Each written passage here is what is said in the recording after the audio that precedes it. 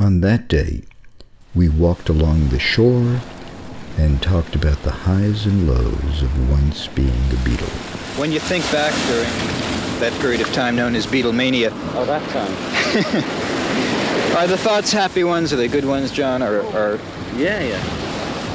Most of them are good, you know. I've even forgotten what touring was like. It's pretty good. You know? What do you mean you forgot? How can you ever forget that experience? Well, I mean, the bad side of it, I just remember the laughs, you know, and the funny bits. I don't remember the lousy food and that. Mind you, now I talk about it, yes, I think I do. In the long run, would you consider them happy recollections? Oh, sure. Right. You know, it was a great experience at 24 or 5, whenever it was, to do all that instead of something else. I couldn't think of anything better to do besides be a fisherman. Do you miss it? No, I don't miss it. You know, I've done it.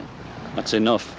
I'd have hated to wait all my life till I was 50, you know, to make it, as they say. Do you think you got out of it at a good time, or looking back, do you think maybe you should have gotten out of it earlier, or... I think if we'd left it any later, it was getting nearly too late, you know. What do you think, if you could just recall one moment or one period of time during it all? Yeah. I'd like to know the highest moment and the lowest moment, when it was its best and when it was its worst. A couple of high moments, like first time in America.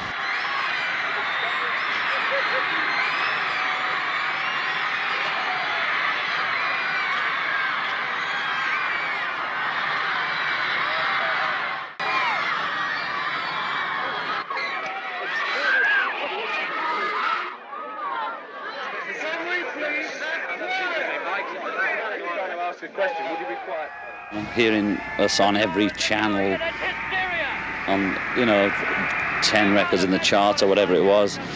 Another high moment was Australia. You know, it's funny, but there was more people came to see us there than anywhere. I mean, it looked like, I think the whole of Australia was there.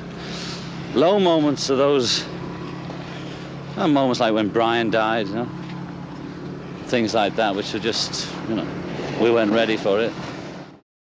Well, I don't know what to say, you know, we've only just heard and it's hard to think of things to say.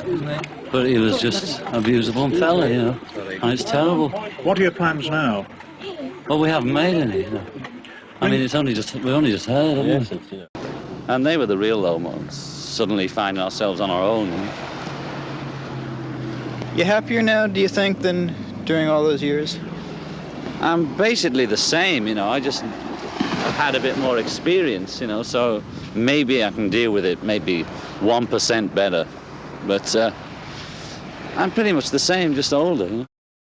A lot of people in America still don't really understand why it all ended. 1,000,001 rumors, conflicting stories. If you had to make one statement as to what busted up the Beatles, what ended it, what would you say?